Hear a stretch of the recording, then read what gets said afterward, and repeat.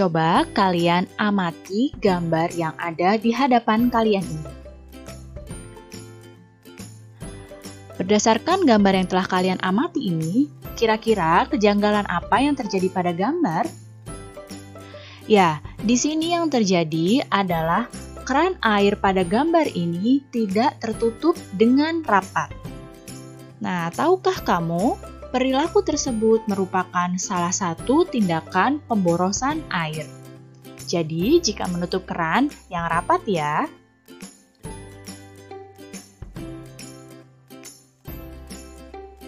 Krisis air bersih dapat terjadi karena perilaku boros air. Apa saja ya perilaku boros air tersebut? Berikut ini adalah beberapa perilaku boros air yang mungkin tidak kita sadari. Yang pertama adalah lupa menutup keran air. Keran air yang mengalir terus-menerus tentu saja akan membuang-buang air. Kemudian, membiarkan keran air mengalir walaupun bak mandi atau ember sudah penuh. Perilaku berikutnya adalah mandi dan mencuci dengan air yang berlebihan. Berikutnya, air bersih digunakan secara berlebihan untuk menyiram tanaman. Jadi, ini adalah beberapa perilaku boros air yang mungkin tidak kalian sadari.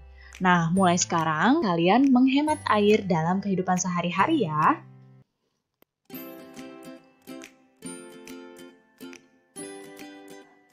Kita harus menghemat air bersih, karena air bersih di bumi jumlahnya terbatas.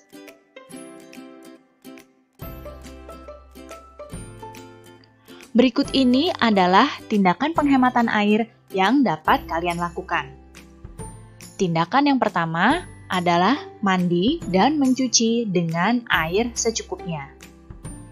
Tindakan berikutnya adalah menggunakan air bekas mencuci beras atau bekas mencuci sayuran untuk menyiram tanaman. Tindakan berikutnya yang menghemat air adalah menghemat air ketika mencuci kendaraan. Berikutnya, matikan keran saat menggosok gigi atau mencuci tangan. Dan nyalakan kembali kerannya saat kalian akan berkumur atau membilas tangan. Jadi, jangan dinyalakan terus-menerus kerannya ya. Dan berikutnya, menutup keran air dengan sempurna, supaya tidak ada air yang menetes. Dan mengganti keran air yang sudah mulai bocor. Jadi, beberapa tindakan sederhana ini dapat membantu untuk menghemat air. Nah, mulai sekarang kalian bisa ya melakukannya.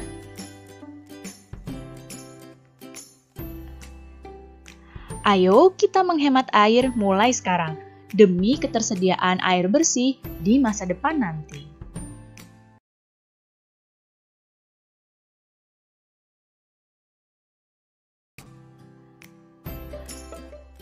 Nah, di hadapan kalian ada gambar seorang anak yang ingin membuat gambar cerita tentang hemat air. Sekarang kita akan mempelajari muatan SBDP. Pada pembelajaran yang lalu, kalian sudah mempelajari tentang gambar cerita dan ciri-cirinya. Sekarang kita akan mempelajari tahapan untuk membuat gambar cerita tersebut. Jadi, sebelum membuat gambar cerita, ada beberapa langkah yang harus kamu perhatikan. Apa saja langkah-langkah tersebut? Mari disimak.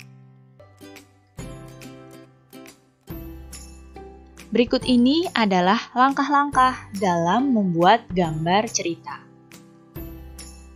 Langkah yang pertama, kalian siapkan alat dan bahan terlebih dahulu untuk menggambar. Jadi, sebelum menggambar, kalian tentukan dulu ya teknik apa yang akan kalian gunakan. Apakah kalian akan menggunakan dengan teknik basah atau dengan teknik kering? Nah, jika kalian sudah menentukan tekniknya, selanjutnya kalian siapkan alat dan bahan sesuai dengan teknik yang akan kalian gunakan. Berikutnya, tentukanlah tema. Pemilihan tema akan menentukan gambar yang akan kalian buat. Kalau kalian belum menentukan tema, kalian pasti akan bingung akan membuat gambar tentang apa. Langkah yang ketiga, pembuatan sketsa.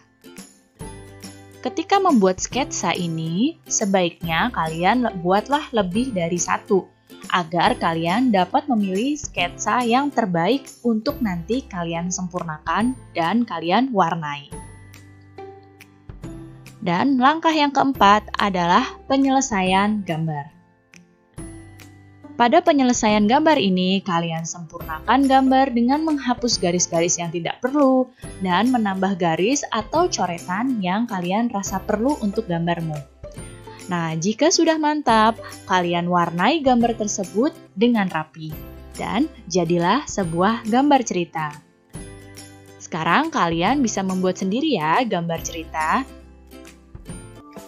Lihatlah di hadapan kalian, ada seorang anak yang sedang menggambar. Di sini kakaknya bertanya, apakah anak tersebut sudah selesai menggambar atau belum? Dan ternyata anak ini sedang menyempurnakan gambarnya. Apa itu menyempurnakan gambar? Menyempurnakan gambar adalah memberi warna sketsa gambar yang telah kalian buat. Nah, masih ingat dengan teknik mewarnai? Teknik mewarnai dibagi menjadi dua. Yang pertama ada teknik basah. Teknik basah di sini merupakan pewarnaan yang menggunakan media yang memerlukan mengencer. Misalnya seperti tinta, cat air, atau cat minyak. Dan yang kedua adalah teknik kering. Teknik kering adalah pewarnaan menggunakan media yang tidak memerlukan bahan pengencer. Misalnya seperti pensil warna, krayon, atau spidol. Sekarang kalian lihat gambar di hadapan kalian ini. Ini adalah gambar yang masih berupa sketsa. Nah, jika gambar ini disempurnakan, maka akan menjadi seperti ini. Ya, gambar ini disempurnakan dengan memberi warna.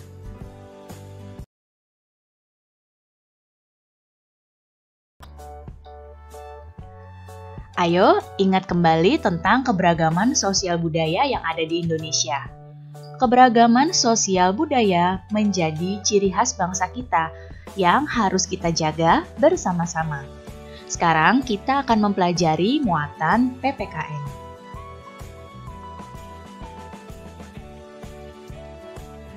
Salah satu keragaman budaya yang ada di Indonesia adalah dilaksanakannya Festival Kuwung.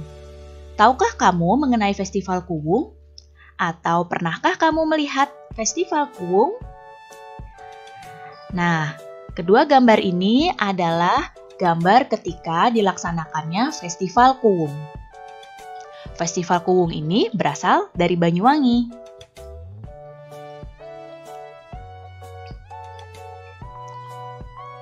Festival Kuwung merupakan acara seni dan budaya sekaligus pesta rakyat yang paling ditunggu-tunggu kehadirannya setiap tahun oleh warga Banyuwangi. Berbagai seni daerah tampil dengan sangat menarik dan juga menghibur.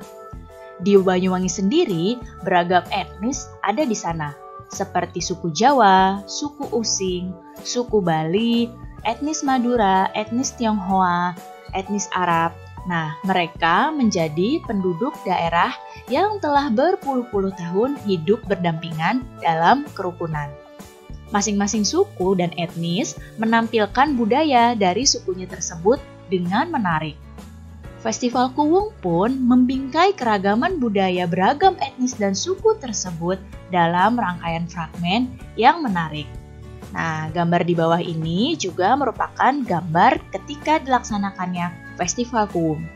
Menarik sekali ya, dan beruntung sekali jika kalian pernah menyaksikan atau pernah terlibat dalam Festival Kuwung ini.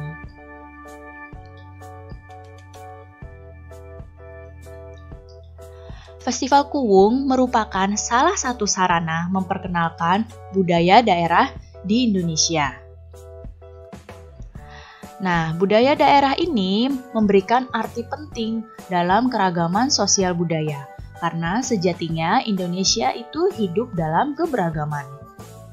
Berikut ini adalah arti penting keberagaman sosial budaya. Yang pertama, dapat meningkatkan semangat persatuan dan kesatuan. Kemudian, yang berikutnya, memupuk rasa cinta tanah air. Berikutnya, meningkatkan kesejahteraan masyarakat, dan dapat menjadi daya tarik untuk pariwisata.